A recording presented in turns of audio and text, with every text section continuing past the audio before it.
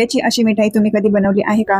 लहानांपासून मोठ्यापर्यंत सगळ्यांना आवडणारी ही मिठाई आज मी तुम्हाला दाखवणार आहे। त्यासाठी सर्वात आधी मी आंब्याचा गर पूर्णच्या चाळणीमध्ये टाकून व्यवस्थित गाळून घेत आहे, म्हणजे त्यामध्ये गुठळ्या राहत नाहीत। आता यामध्ये मी टाकत आहे 1 वाटी पिठी साखर। मी इथे 1 वाटी आंब्याचा गर घेतलेला आहे आणि 1 वाटी पिठी साखर घेतलेली आहे। हे आपल्याला व्यवस्थित मिक्स करून घ्यायचं आहे। यामध्ये पिठी साखरेच्या गुठळ्या नाही राहिल्या पाहिजे। आता यामध्ये मी टाकत आहे अर्धी वाटी कॉर्नफ्लोअर। तुम्ही कॉर्नफ्लोअर ऐवजी कस्टर्ड पावडर वापरली तरी सुद्धा चालेल। हे सुद्धा व्यवस्थित मिक्स करून घ्यायचं आहे। आता कढईमध्ये घेऊयात तूप आणि त्यामध्ये आपल्याला हे मिश्रण टाकून घ्यायचं आहे आणि आता हे आपल्याला सर्व बाजूंनी व्यवस्थित हलवून घ्यायचं आहे।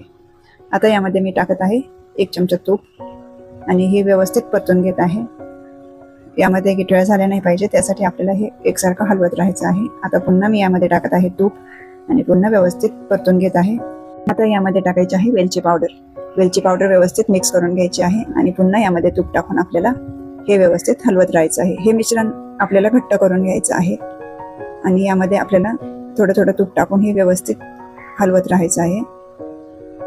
आता हे थोडंसं घट्ट झालेलं आहे। आता यामध्ये मी टाकत आहे काजू बदामचे काप।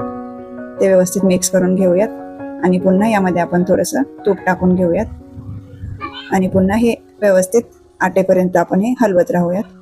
हे व्यवस्थित परतून घ्यायचं आहे आपल्याला। आता तुम्ही पाहू शकता हे मिश्रण आता घट्ट व्हायला लागलेलं आहे। मिश्रण आपल्याला व्यवस्थित आटवून घ्यायचं आहे। आता यामध्ये पुन्हा थोडंसं तूप टाकूयात आणि पुन्हा हे व्यवस्थित परतून घेऊयात। जोपर्यंत या मिश्रणाला छानपैकी तूप सुटत नाही तोपर्यंत आपल्याला ही प्रोसेस चालू ठेवायची आहे।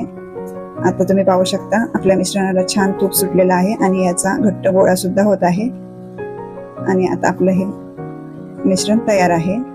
आता मी एका ताटाला तुपाचा हात लावून घेत आहे आणि त्यामध्ये आपल्याला हे मिश्रण काढून घ्यायचं आहे आणि ते व्यवस्थित पसरून घ्यायचं आहे आणि थंड झाल्यावरती आपल्याला त्याच्या वड्या पाडून घ्यायच्या आहेत। तुम्ही पाहू शकता आता हे थंड झालेलं आहे। याला 2-3 तास लागतात थंड व्हायला। आता याच्या आपण वड्या करून घेऊयात। आता आपली ही मिठाई तयार आहे।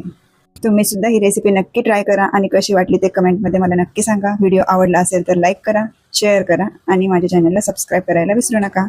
धन्यवाद।